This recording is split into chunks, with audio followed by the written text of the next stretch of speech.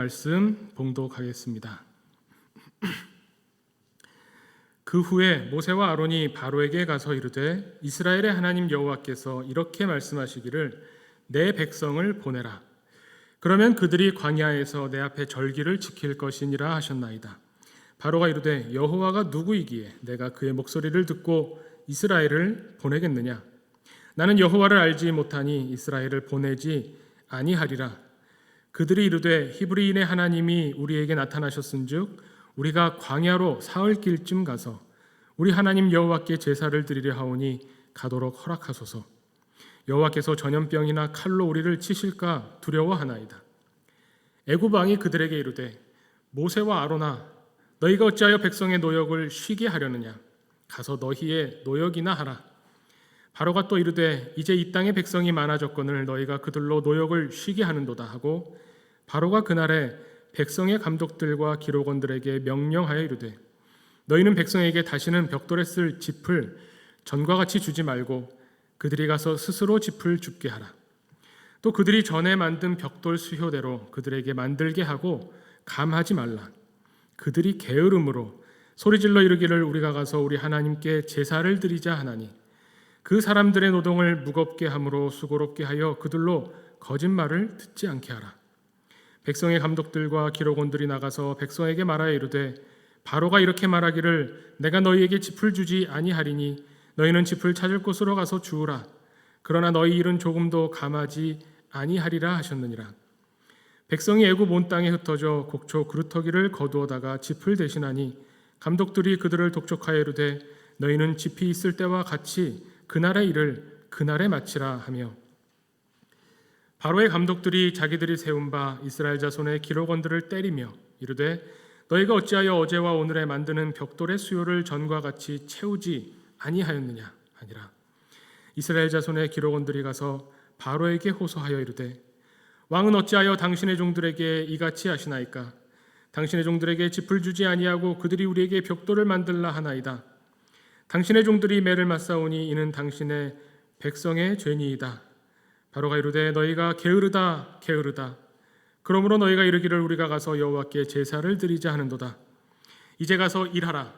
짚은 너희에게 주지 않을지라도 벽돌은 너희가 수량대로 바칠지니라.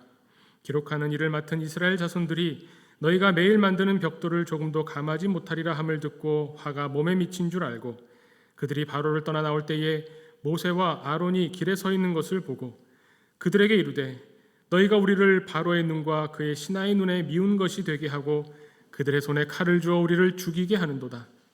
여호와는 너희를 살피시고 판단하시기를 원하노라. 모세가 여호와께 돌아와서 아뢰되 주여 어찌하여 이 백성이 학대를 당하게 하셨나이까? 어찌하여 나를 보내셨나이까? 내가 바로에게 들어가서 주의 이름으로 말한 후로부터 그가 이 백성을 더 학대하며 주께서도 주의 백성을 구원하지 아니하시나이다. 아멘. 네, 출애굽기 5장의 말씀 함께 읽었습니다. 설교의 제목이 알지 못하는 자와 아는 자의 기도.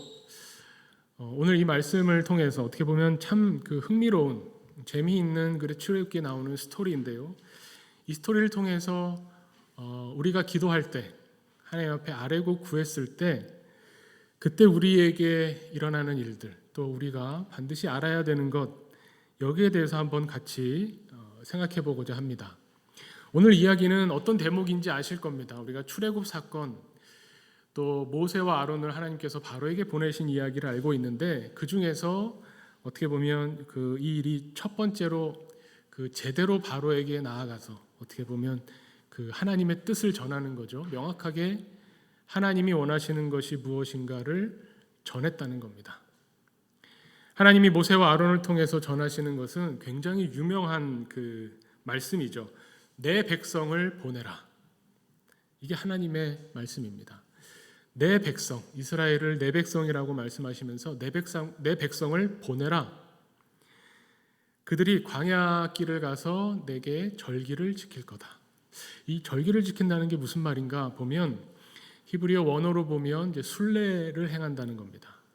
우리가 순례의 길, 순례라는 것은 어디로 하나님을 찾아가서 하나님을 만나는 걸 말하죠. 그래서 더 구체적으로 뒤에 보면 아브라함이 풀어서 설명해 주는데, 우리가 광야로 사흘 길쯤 가서 우리 하나님 여호와께 제사를 드리려고 한다. 이 제사를 드리러 가는 데까지, 제사가 하나님을 만나는 거죠. 하나님을 만나러 가는 그 모든 과정을 순례라고 볼 수 있을 겁니다. 어떻게 보면 아직 애굽을 출발하지 않았지만 지금부터 이미 순례는 시작됐죠. 하나님이 하나님의 백성을 찾으시는 것이고, 하나님이 하나님의 백성을 보내라라고 하셨기 때문에 이제 떨치고 일어나서 하나님을 찾아 나가는 것, 그것이 이스라엘 백성이 해야 될 이제 순례고, 광야에서의 모든 과정과 시간이 이 순례의 길입니다. 그 목표는 하나님을 만나는 것이죠. 그런데 재밌는 거는 뭐냐면, 바로에게 그 말을 했는데 바로가 그 말을 들을까요, 안 들을까요? 보나 마나죠. 바로가 하는 이야기가, 나는 여호와를 알지 못한다. 너희 신이 와서 나한테 말하라고 했는데 내가 그 신을 모르는데 그 말을 왜 듣느냐, 이겁니다. 여호와를 알지 못한다라고 하는 이 말이 히브리어로 보면 로야다죠. 하나님을 안다라고 할 때 야다, 안다는 말을 야다라고 하는 것을 아실 겁니다. 히브리어는 부정을 할 때 앞에 로를 붙이죠. 로야다, 알지 못한다. 하나님을 아느냐 알지 못하느냐, 어떻게 보면 이 5장의 이 긴장과 재미는 하나님을 알지 못하는 사람, 이 바로로 대표되죠. 하나님을 알지 못하는 자와 하나님의 뜻을 전하는 모세와 아론이 서로 대립하고 충돌하는 그런 장면을 보여줍니다. 모세와 아론은 하나님의 백성을 하나님과 만나게, 하나님께 제사 드릴 수 있도록 보내라 라고 말씀을 전했는데, 그 요구가 바로가 볼 때는 어떻게 비춰졌는가? 하나님을 알지 못하는 바로가 볼 때 하나님께 예배하겠다, 하나님께 제사하겠다라고 하는 것이 어떻게 보이는가? 이 부분이 성경에 나옵니다. 모세와 아론을 향해서 너희가 이 백성의 노역을 쉬게 하려는 거구나, 이렇게 말하죠. 쉬게 하려고 한다. 근데 이 말이 순전히 바로의 입장에서 한 말인데 사실 맞는 말이죠. 진실을 말하고 있습니다. 자기도 모르게. 우리가 지난 주일에 안식에 관해서 같이 나눴습니다. 이 안식일을 통해서 우리에게 안식이 무엇인가를 하나님이 알려주신다라고 하면서 우리 말씀을 봤죠. 안식이라고 하는 것은 그냥 열심히 일하다가 잠깐 멈춰서 쉬었다가 다시 충전해서 다시 또 나가서 일하고, 이런 것을 성경에서 말하는 안식은 그런 의미를 넘어서서 하나님의 창조의 완성인 안식에 하나님이 참여하기를 원하신다는 것, 하나님이 주인 되시는 안식, 우리에게 주는 이 쉼, 이 생명을 하나님이 주시기를 원한다는 것을 우리가 살펴봤습니다. 하나님께서는 이 노역으로, 이 종살이하면서 이 노동으로 고통받고 있는 하나님의 백성에게 안식을 주기를 원하십니다. 쉼을 주기를 원하세요. 근데 바로는 너희들이 내가 시키는 일을 안 하려고 해? 쉬려고 하는구나 라고 말했는데, 바로 그겁니다. 하나님이 원하시는 게 거기 있어요. 노역에서 벗어나서 해방돼서 이제 내가 주는 쉼을 누려라. 이것이 하나님이 하나님의 백성에게 주시고자 하는 거죠. 그런데 바로는 그렇게 말하면서 바로의 관점에서 뭐라고 하냐면 너희가 게으르다, 이겁니다. 내가 시키는 일을 하지 않으려고 하는 것은 곧 게으른 것이다. 그래서 8절에도 보면 그들이 게으름으로 소리질러 이르기를 우리가 가서 우리 하나님께 제사를 드리자 한다. 바로가 볼 때는 문제가 여기 있는 겁니다. 이 사람들이 게을러서 내가 시키는 일을 제대로 안 하려고 한다. 이 제사 드리자는 것은 핑계다. 또 17절에 나옵니다. 바로가 이르되 너희가 게으르다 게으르다. 그러므로 너희가 이르기를 우리가 가서 여호와께 제사를 드리자 하는도다. 한 번 더 반복하죠. 하나님을 알지 못하는 세상이, 하나님을 알지 못하는 사람들이 바라볼 때에 하나님께 제사 드리는 것, 하나님께 예배 드리는 것, 하나님을 찾아 떠나는 순례의 이 길은 게을러 보인다는 겁니다. 하나님을 믿는 우리 입장에서는 참 이렇게 볼 수도 있구나라고 생각하는 거죠. 우리의 원래 본분이 무엇인가? 하나님 우리를 창조하셨을 때 원래 우리가 창조된 우리의 원래 목적은 하나님을 즐거워하고 하나님을 기뻐하면서 하나님과 교제를 나누는 겁니다. 하나님은 그것을 위해서 우리를 창조하셨습니다. 이것이 우리가 세례 교육할 때 첫 번째로 하는 문답이죠. 우리가 창조된 목적을 이야기합니다. 그런데 오히려 그 목적을 행하겠다고 하니 세상은 게으르다고 말하는 겁니다. 왜 할 일 하지 않고 쓸데없는 일을 하느냐, 이런 관점인 거죠. 혹시 이런 경험이 있으신지 모르겠습니다. 하나님을 알지 못하는, 믿음의 세계를 보지 못하는 사람들은 어떻게 보면 우리가 행하고 있는 하나님을 향한 우리의 마음, 우리의 행위들, 하나님을 만나고자 하는 우리의 노력들을 필요 없는 일, 세상을 살아가는데 쓸데없는 일이라고 보고 있는지도 모르겠습니다. 그냥 제 경험만 말씀드리면, 맞다 틀리다는 의미가 전혀 아니고 그냥 제 경험에서 보면, 제가 학창 시절에 특히 고등학교 때 저희 고등학교 때 여름 방학 때 항상 보충 수업을 했습니다. 근데 이 보충 수업이 선택이 아니라 어떻게 보면 강제적이죠. 모든 반의 모든 학생이 다 이 보충 수업을 해야 됩니다. 그러면 여름 방학이 사실 따지고 보면 뭐 며칠 쉬지도 않아요. 또 거의 비슷하게 학교를 나갑니다. 근데 뭐가 항상 충돌을 하냐면, 교회에서 이 중고등부에서는 여름 방학이 되면 수련회를 가죠. 수련회하고 보충 수업하고 딱 겹치는 겁니다. 그럼 어떻게 하나요? 그래도 담임 선생님한테 가서 사정을 설명하면서 저 수련회 좀 다녀오겠습니다. 얘기를 해야죠. 안 그러면 보충 수업 빠졌다고 하고 뭐 불이익을 당하니까요. 그럼 선생님한테 가서 그렇게 얘기하면 선생님 당장에 뭐라고 하시나요? 공부하기 싫어가지고 이 쓸데없는 그 생각을 하는구나, 이러면서 안 돼라고 말하시죠. 선생님이 기독교인이든 기독교인이지 않든 지금 생각해보면 그 입장이 이해가 됩니다. 한두 명 이렇게 예외로 봐주면 다른 학생들도 다 와서 다 하기 싫어하니까 어디 가요, 뭐 해요. 옛날에는 가족여행 간다는 것도 이유가 안 되니까요. 근데 그럴 때 보면 이 세상의 관점에서, 하나님을 알지 못하는 관점에서 보면 그 귀한 시간에 해야 할 일, 학생이 해야 할 일은 공부인데 공부하지 않고 수련회 가겠다고 하는 것은 쓸데없는 일을 하겠다는 거고, 할 일을 하지 않는다는 관점에서 보면 게으른 겁니다. 지금에 와서 혹시 우리 자녀들이 수련회랑 뭐 겹치면 어떡하느냐, 그건 또 다른 문제입니다. 제가 윤리학을 공부해서 그럴 때 어떻게 판단해야 되는가를 여러 가지 종합적으로 사고하는 방법이 윤리죠. 그거는 뭐 그거고, 중요한 것은 세상이 보는 관점과 우리 신앙인들이 바라보는 관점이 서로 다르다는 겁니다. 바로는 이들이 게을러서 하나님께 제사 드리겠다고, 내가 시키는 노역을 빠지겠다고, 여기서 중요한 건 이거죠. 내가 시키는 노역에서 빠지겠다. 이 세상에서는 우리에게 이 세상을 살아가는데 꼭 필요한 일이 있다고 이야기합니다. 이 일을 하지 않으면 살 수 없다고 이야기하고 계속 이 일을 하게 만들죠.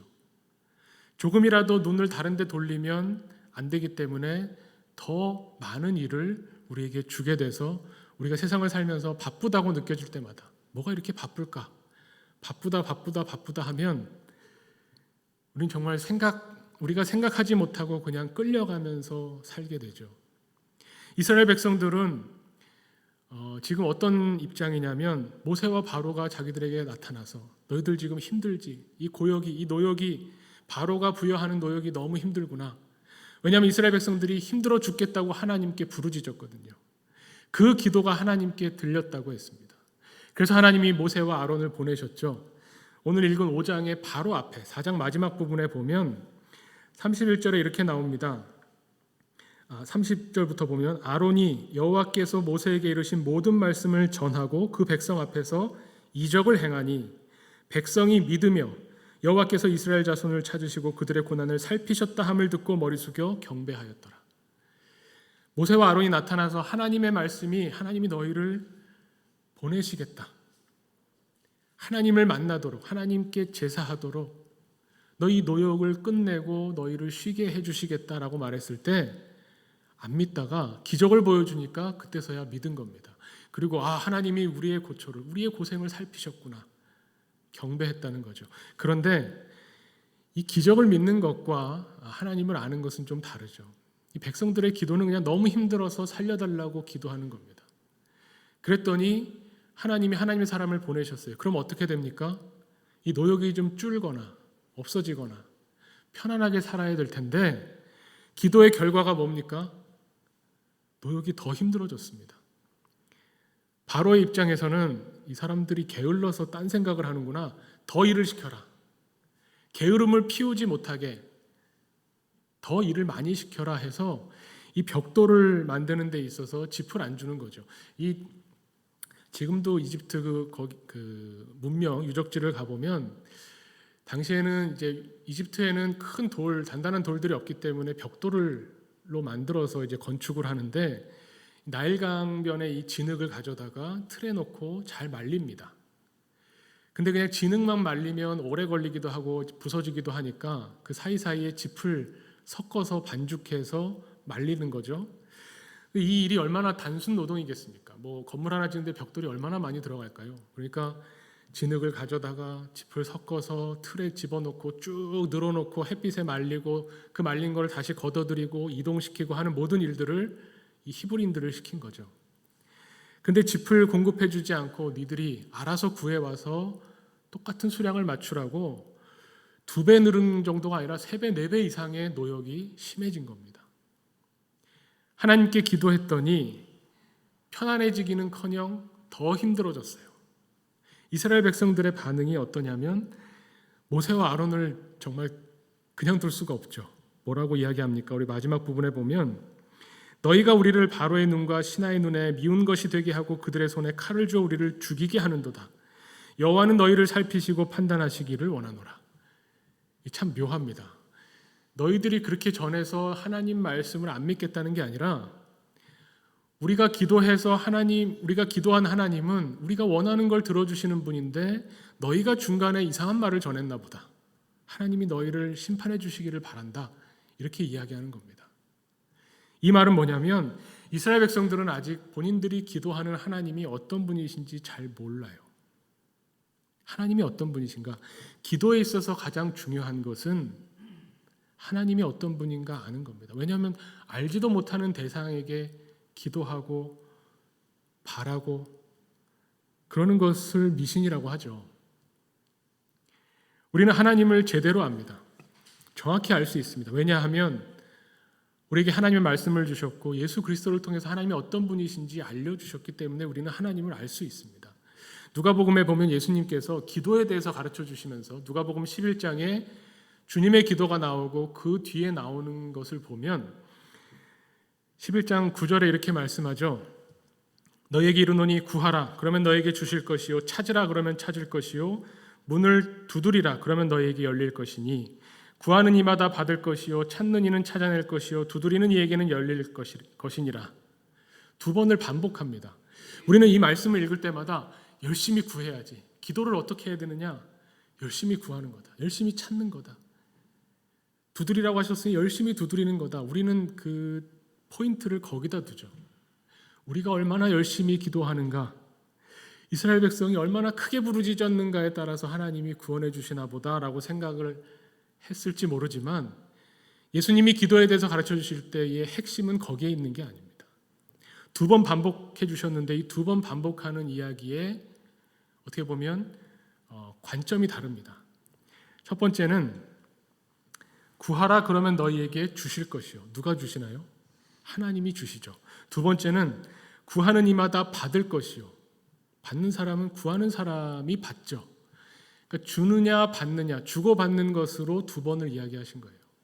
그럼 앞에 나오는 구하라 주실 것이요 찾으라 찾아낼 것이요 두드리라 열릴 것이다 라고 하는 이 말씀은 우리가 열심히 구해야 된다는 말이 아니라 하나님은 우리가 구할 때 반드시 주신다는 겁니다. 주시는 하나님의 핵심이 있는 겁니다. 예수님이 그래서 기도를 가르쳐 주실 때 누가복음 11장 앞부분에 기도를 가르쳐 주실 때 처음으로 기도의 첫 마디가 뭐냐면 하늘에 계신 우리 아버지죠. 하나님이 아버지시라는 것을 알고 하는 기도.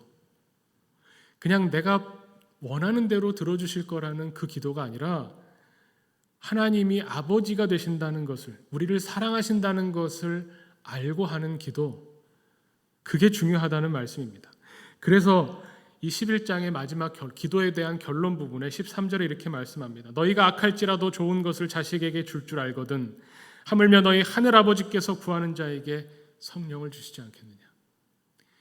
너희 악한 사람도 아비가 된 사람은 자식에게 좋은 걸 준다는 거죠. 떡을 구하는데 누가 뱀을 주겠느냐.